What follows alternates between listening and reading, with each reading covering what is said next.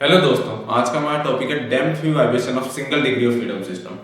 ये टॉपिक थोड़ा बड़ा है, इसलिए वीडियो को 4 पार्ट में बनाऊंगा मैं। तो आज के इस टॉपिक की वीडियो जो है ये पार्ट फर्स्ट है हमारी। तो स्टार्ट करते हैं आज का topic, damped free vibration. Damped free vibration समझने से पहले हम समझेंगे डैम्पिंग क्या होती है। डैम्पिंग होती है resistance to motion of the vibrating body. किसी भी वाइब्रेटिंग बॉडी के मोशन को रजिस्ट करने को हम डैम्पिंग बोलते हैं। यानी कि डैम्पिंग करती क्या है, सिस्टम में जो सिस्टम वाइब्रेट हो रहा होता है उसके मोशन को रजिस्ट करती है, उसका एम्पलीट्यूड कम करती है डैम्पिंग। तो डैम्पिंग क्या हो गया हमारा, डैम्पिंग को किस तरीके से डिफाइन कर सकते हैं।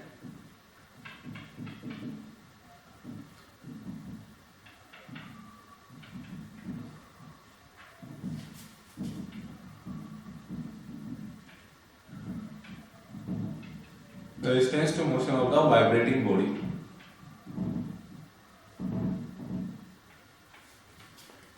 तो ये डैम्पिंग प्रोवाइड कराने के लिए सिस्टम के अंदर डैशपोर्ट यूज होता है। जनरली विस्कस डैम्पिंग होती है, ज्यादातर जो डैम्पिंग यूज होती है वो हमारी विस्कस डैम्पिंग यूज आती है।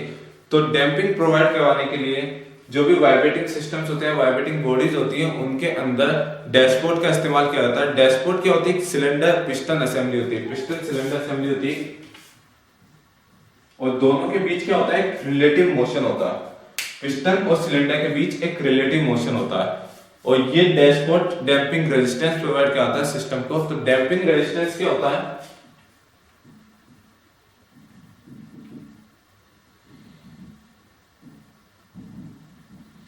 डैम्पिंग रेजिस्टेंस का एक फॉर्मूला होता है, damping coefficient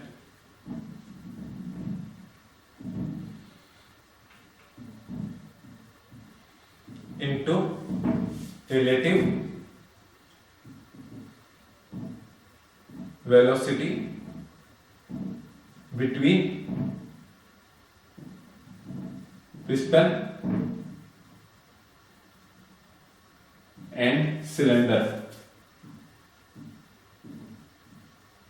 of dashpot. Damping coefficient को C से डिनोट करते हैं,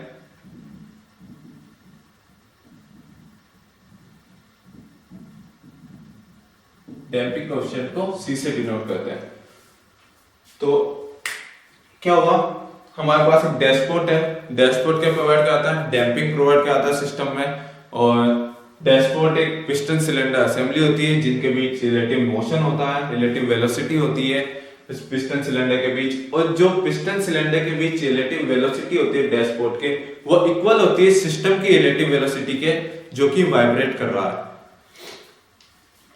रिलेटिव वेलोसिटी एक को रिलेशन लिख लेते हैं हम, बिटवीन पिस्टन एंड सिलेंडर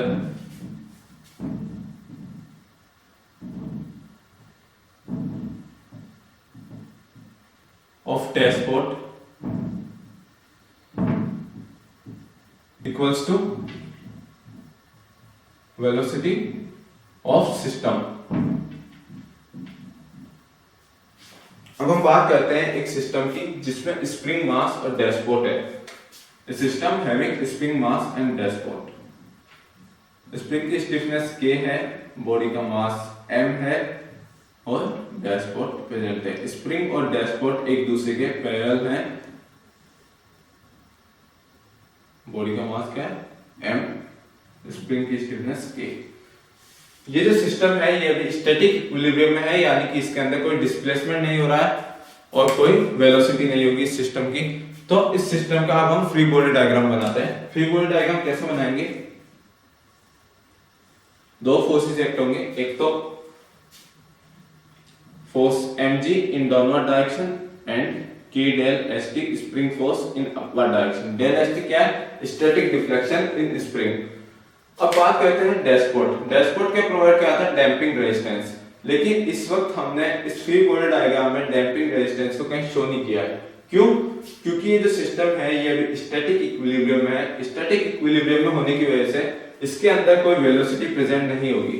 तो अगर वेलोसिटी प्रेजेंट नहीं होगी, अगर सिस्टम के अंदर कोई वेलोसिटी नहीं है, तो इसका मतलब relative velocity between piston and cylinder भी नहीं होगी। डैशपोर्ट के पिस्टन और सिलेंडर के बीच कोई रिलेटिव वेलोसिटी नहीं होगी अगर सिस्टम के अंदर कोई वेलोसिटी नहीं है। और अगर पिस्टन और सिलेंडर के बीच कोई रिलेटिव वेलोसिटी नहीं है तो डैम्पिंग रेजिस्टेंस भी नहीं होगा।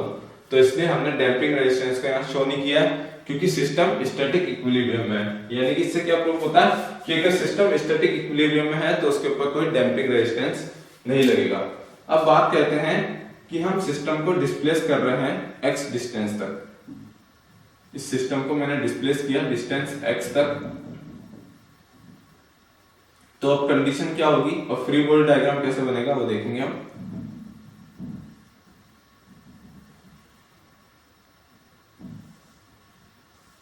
बॉडी का मास m रहेगा, k डैशपॉट। अब क्या होगा, जो फ्री बॉडी डायग्राम बनेगा वो कैसे बनेगा, mg x in downward direction, spring force पहले क्या था k डेल st, अब स्प्रिंग के अंदर x डिफ्लेक्शन और जुड़ेगा तो क्या हो जाएगा spring force k del st plus x। अब बात करते हैं डैम्पिंग रेजिस्टेंस, क्योंकि सिस्टम को हम क्या कर रहे हैं डिस्प्लेस कर रहे हैं डाउनवर्ड डायरेक्शन में, x डिस्प्लेसमेंट हो रहा है तो वेलोसिटी होगी x डॉट एंड एक्सीलरेशन भी होगा x डबल डॉट। डिस्प्लेसमेंट है डाउनवर्ड डायरेक्शन में, वेलोसिटी भी होगी डाउनवर्ड डायरेक्शन में एंड एक्सीलरेशन भी होगा डाउनवर्ड डायरेक्शन में। तो सिस्टम के पास वेलोसिटी है तो रिलेटिव वेलोसिटी पिस्टन और सिलेंडर के बीच में होगी, और अगर पिस्टन और सिलेंडर के बीच, डैशपोर्ट के पिस्टन और सिलेंडर के बीच रिलेटिव वेलोसिटी है तो हमारे पास डैम्पिंग रेजिस्टेंस होगा। तो डैम्पिंग रेजिस्टेंस का फॉर्मूला क्या होगा, डैम्पिंग कोएफिशिएंट किससे डिनोट करते हैं, c से, c into relative velocity between piston and cylinder. Relative velocity between piston and cylinder किसके इक्वल होती है, वेलोसिटी ऑफ सिस्टम। तो वेलोसिटी ऑफ सिस्टम क्या है, x डॉट। तो डैम्पिंग रेजिस्टेंस किसके इक्वल होगा, c x डॉट के।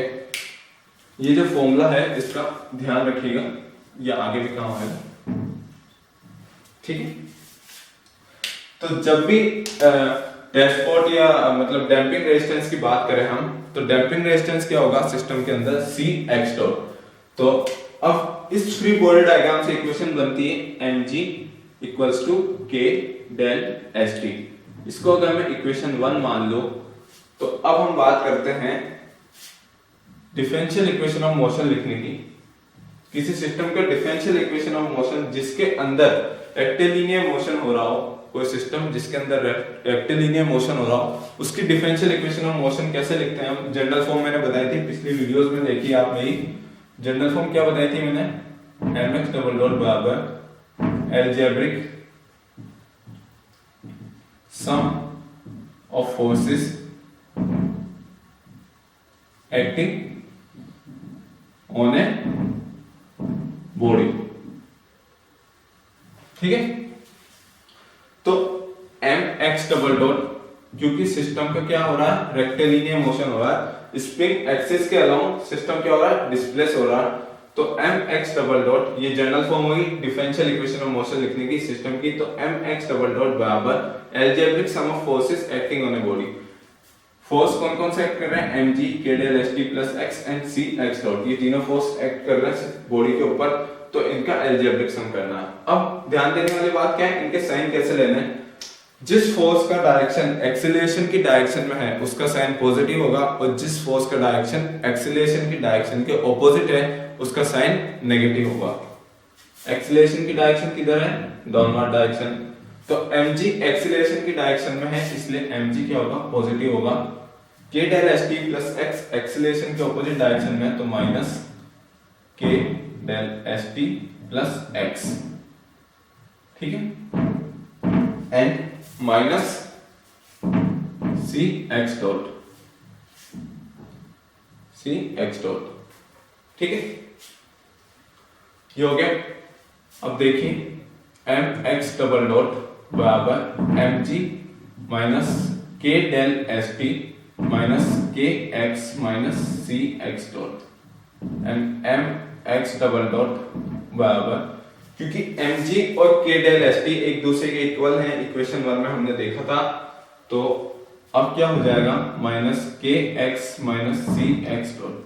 mg और k डेल st एक दूसरे को कैंसिल आउट कर देंगे क्योंकि एक दूसरे के इक्वल है, तो बचे कौन से forces, minus k x and minus c x dot. तो M X double dot plus K X plus C X dot, rearrange करते हैं इक्वेशन को, M X double dot plus C X dot plus K X बराबर 0।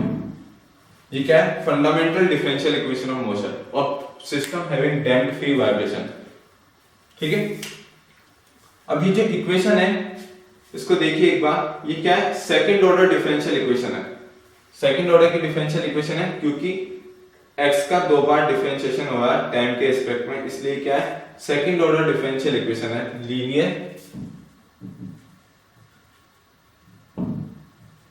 Differential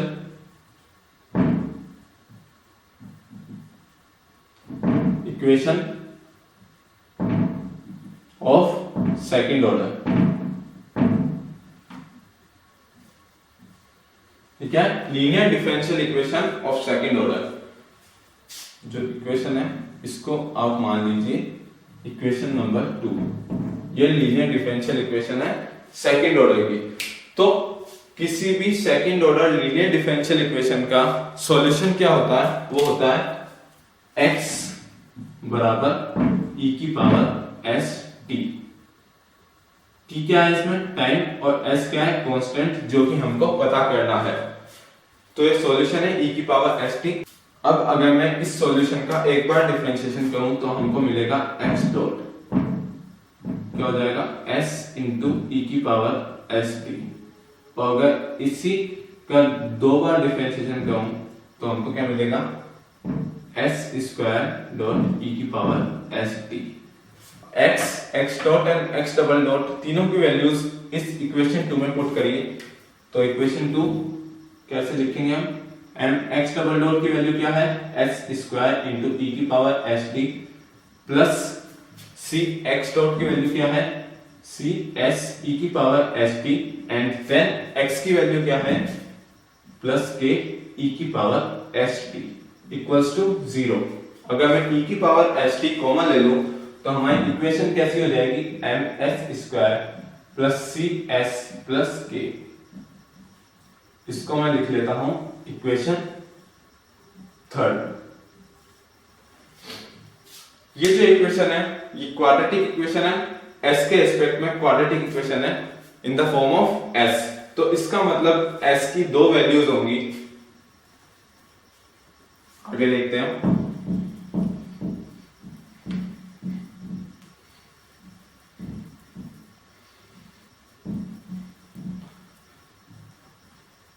क्योंकि ये जो equation है ये क्वाड्रेटिक है in the form of s, then s have 2 values, s की 2 वैल्यूज होंगी। तो अब इसको सॉल्व करते हैं इस इक्वेशन को। तो क्या होगा? फॉर्मूला है हमारे पास s equals to minus b plus minus b square minus 4ac upon 2a। इधर a क्या है? m, b क्या है? c, सॉरी b क्या है? c, एंड c क्या है? k।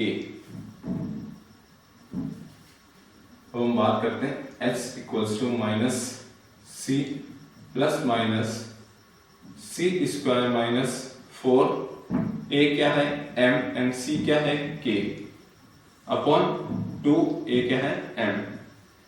s equals to minus c upon 2m plus minus under root c square upon 4m square minus 4m k upon 4m square, then s equals to minus c upon 2m plus minus c square, c upon 2m का whole square लिख सकते हैं हम इसको। Minus 4 से 4 cancel out हो जाएगा, m से एक m कैंसिल आउट हो जाएगा, k अपॉन m। इसको क्योंकि s की 2 वैल्यू होंगी तो इसको लिख सकते हैं s12। ये जो इक्वेशन है इसको मान लीजिए इक्वेशन 4।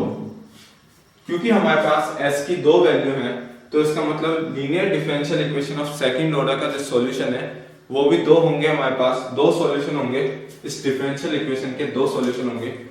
कौन कौन से होंगे? x बराबर e s1t एंड x बराबर e s/t। अब ध्यान दीजिए, क्योंकि ये जो डिफरेंशियल इक्वेशन है ये लीनियर है। डिफरेंशियल इक्वेशन क्या है? लीनियर है, लीनियर डिफरेंशियल इक्वेशन है। तो इसका जो जनरल सॉल्यूशन लिखा जाएगा वो इस फॉर्म में लिखा जाएगा, x बराबर c1 e की power s1t plus c2 e की पावर s2t। ठीक है, इसको मान लीजिए इक्वेशन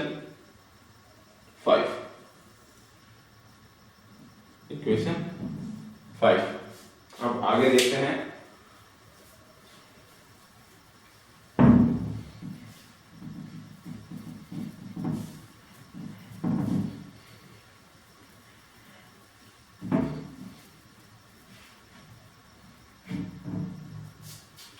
अब हम बात करेंगे क्रिटिकल डैम्पिंग कोएफिशिएंट की। Critical damping coefficient, critical damping coefficient को हम सीसी से डिनोट करते हैं। तो जब डैम्पिंग कोएफिशिएंट यानी कि सी, क्रिटिकल डैम्पिंग कोएफिशिएंट सीसी के इक्वल होता है, तो इक्वेशन फॉर्म में ध्यान दीजिए, जो एक्सप्रेशन है c/2m का होल स्क्वायर, ये किस फॉर्म के अंदर कन्वर्ट हो जाएगा? cc/2m का होल स्क्वायर। यानी कि जब c cc के इक्वल होगा तो ये जो एक्सप्रेशन है इसको हम कैसे लिखेंगे? cc/2m का होल स्क्वायर। तो ये जो cc/2m का होल स्क्वायर होता है ये इक्वल होता है k/m के। तो हम क्रिटिकल डैम्पिंग कोएफिशिएंट को एक तरीके से और डिफाइन कर सकते हैं। हम कह सकते हैं कि क्रिटिकल डैम्पिंग कोएफिशिएंट की वो वैल्यू है जो इस स्क्वायर रूट के अंदर के पूरे एक्सप्रेशन को, यानी कि c/2m के होल स्क्वायर माइनस km, इस पूरे एक्सप्रेशन को जीरो कर दे। जब c cc के इक्वल होगा तो ये जो पूरा एक्सप्रेशन है स्क्वायर रूट के अंदर का ये जीरो हो जाएगा और s की जो वैल्यू होगी वो माइनस c/2m के इक्वल हो जाएगी। तो अब आगे बढ़ते हैं। हमको मालूम है k/m किसके इक्वल होता है? ओमेगा n के स्क्वायर के। देन ओमेगा n क्या होता है? Root k/m। इस इक्वेशन से एक चीज, इस इक्वेशन को मान लीजिए इक्वेशन 6। एक चीज और देखिए, cc/2m किसके इक्वल हो जाएगा? Root k/m। अगर ये इक्वेशन 7 है और ये इक्वेशन 8 है तो क्या हो जाएगा? cc/2m is equals to omega n। अब अगर मैं इसको इक्वेशन 9 मान लूं, ये इक्वेशन 9 हो गया। अब आगे बढ़ते हैं।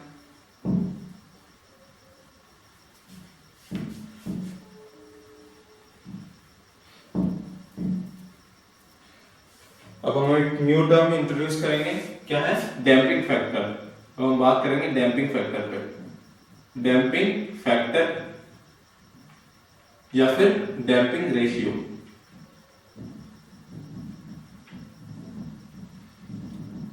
डिनोट करते हैं हम जीटा से। डैम्पिंग फैक्टर या डैम्पिंग रेशियो कैसे डिनोट करते हैं? जीटा से। तो डैम्पिंग फैक्टर या डैम्पिंग रेशियो क्या होता है? Damping coefficient upon critical damping coefficient. ये रेशियो होता है किसका? Damping coefficient to the critical damping coefficient. तो हम इसको कैसे दिखा सकते हैं? Zeta is equals to c/cc। It is the ratio of damping coefficient and critical damping coefficient. ये होता है डैम्पिंग फैक्टर। इसको आप मान लीजिए क्या? इक्वेशन 10। ये इक्वेशन 10 हो गई। तो हमारे पास s की कौन सी वैल्यू आई थी? s की दो वैल्यू आई थी हमारे पास, वो क्या थी? s12 equals to minus c/2m plus minus under root c/2m का whole square minus k/m। Equation 4 आई थी ये हमारे पास, इक्वेशन 4 थी हमारे पास। ये s की दो वैल्यू आई थी। तो अब हम देखेंगे इसके अंदर c/2m को कैसे लिख सकते हैं? c/2m इक्वल्स टू c/2m को मैं लिख सकता हूं c/cc into cc upon 2m, and we know that c upon cc is equals to zeta, equation 10 से, and c upon 2m is equals to omega m, equation 9 से।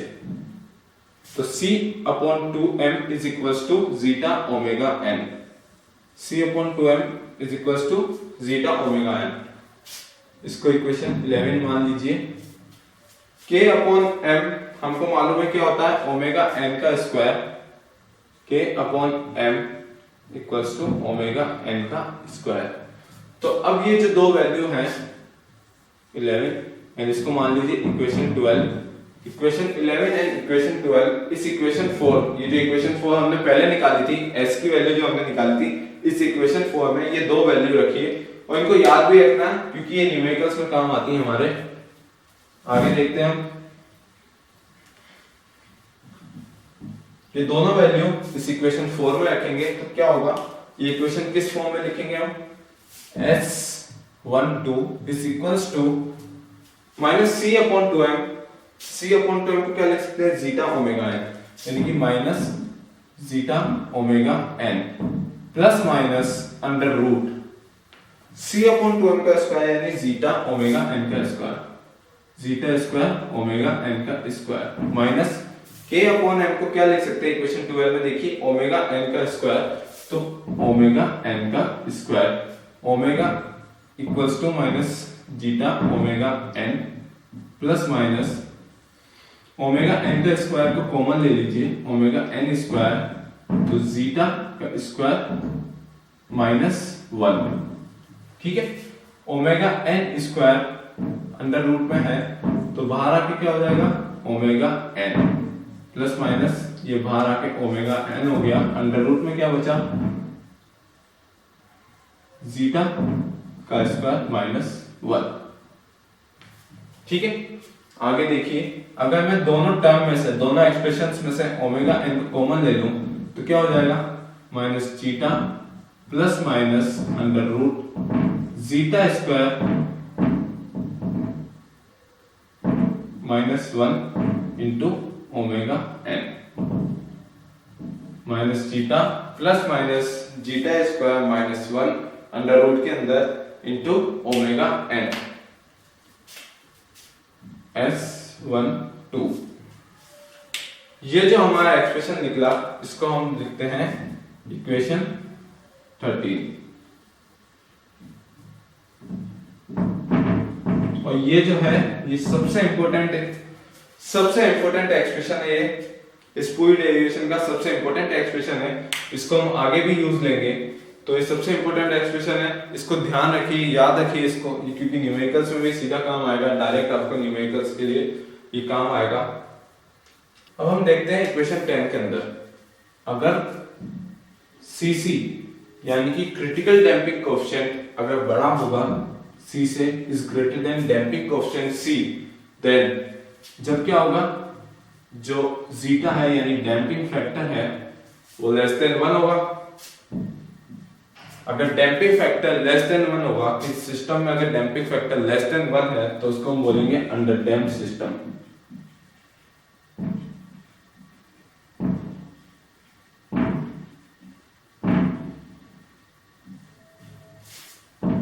जब Cc is equals to C होगा तो क्या होगा, damping factor या फिर damping ratio is equals to 1 होगा, और ऐसे सिस्टम को हम बोलेंगे क्रिटिकली डैम्प्ड सिस्टम,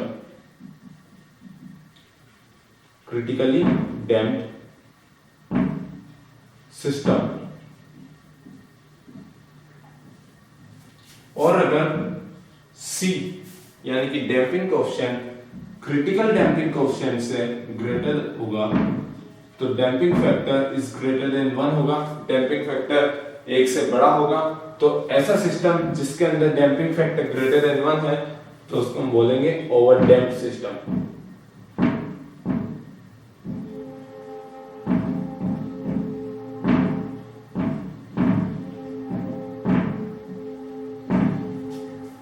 ये तीनों सिस्टम्स हम अगले 3 वीडियोस में पढ़ेंगे, अपनी पार्ट 2, 3 एंड 4 में।